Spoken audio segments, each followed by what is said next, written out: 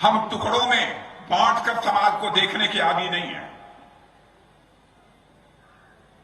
हमें लगा भले ही वह मुस्लिम धर्म को मानने वाली हमारी बहन हो, मां हो,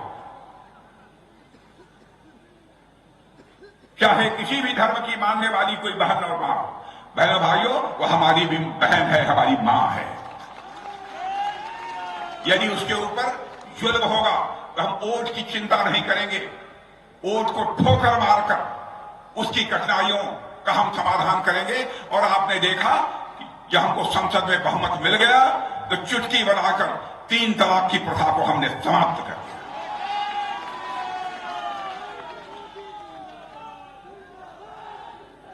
यह सब काम करने की शैली हमारी इसलिए है क्योंकि राजनीति में बहुत सारे ऐसे लोग हैं जो केवल अपने परिवार को ही जनार्दन मानते हैं, परिवार को ही केवल भगवान मानते हैं। लेकिन भारतीय जनता पार्टी केवल परिवार को ही अपना भगवान नहीं मानती, परिवार को ही अपना जनार्दन नहीं मानती, बल्कि हिंदुस्तान की जनता को अपना भगवान मानती है, जनता को अपना जनार्दन मानती है। इसलिए हम यह सब सारे काम करते हैं। अब आप सब लोगों को मालूम है, हम लगातार लंबे समय से यह कहते चले आ रहे हैं, जहां तक मुझे याद है 1984 से, कि जिस दिन केंद्र में हमारी सरकार बन जाएगी और संसद के दोनों सदनों में बहुमत मिल जाएगा तो अयोध्या की धरती पर भव्य राम का मंदिर बनने से दुनिया की कोई ताकत हमें रोक नहीं पाएगी।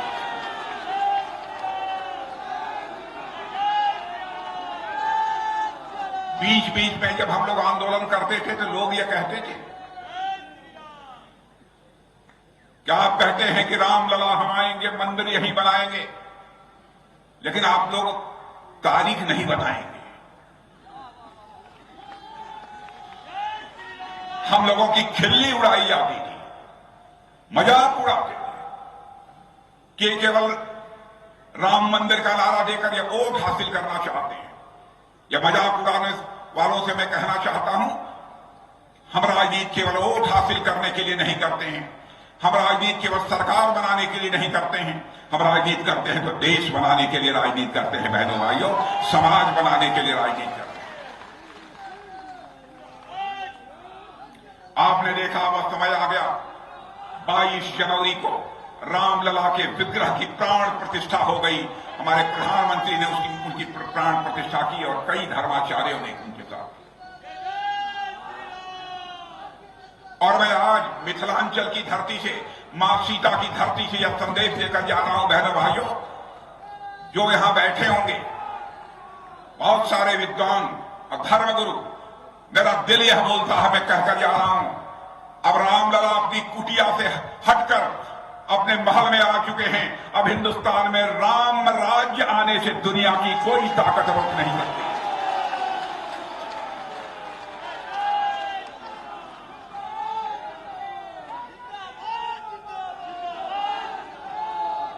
भारतीय जनता पार्टी की सरकार का जहां तक प्रश्न है, आपने देखा होगा कि इसके पहले की कांग्रेस की सरकारें थी, उन सरकारों पर बराबर भ्रष्टाचार के आरोप लगते थे, तरह तरह के भ्रष्टाचार के आरोप लगते।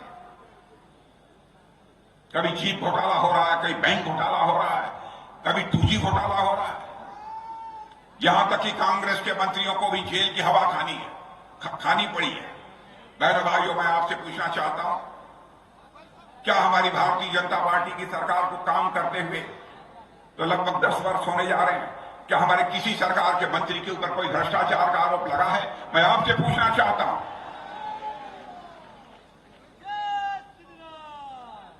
मंत्री की बात छोड़िए, पूरे सरकार पर कोई आरोप नहीं लगा। यह हमारी काम करने की शैली है, हमारे काम करने का तरीका। और मुझे याद है, राजीव गांधी जी भारत के प्रधानमंत्री थे।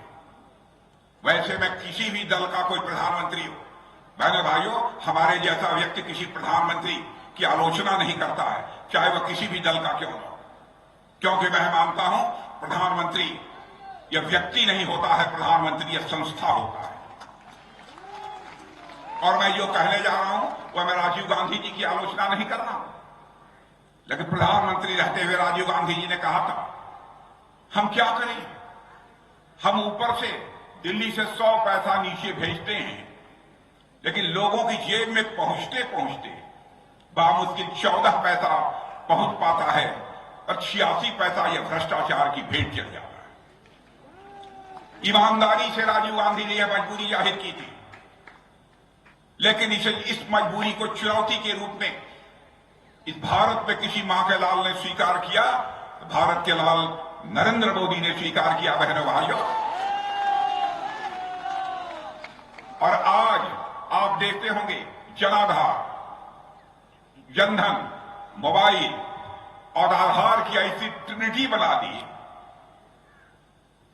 कि आज दिल्ली के बैंकों से 100 पैसा निकलता है तो 100 का 100 पैसा आपकी जेब में पहुंचता है, एक पैसा भी भ्रष्टाचार की भेंट नहीं चढ़ने पाता।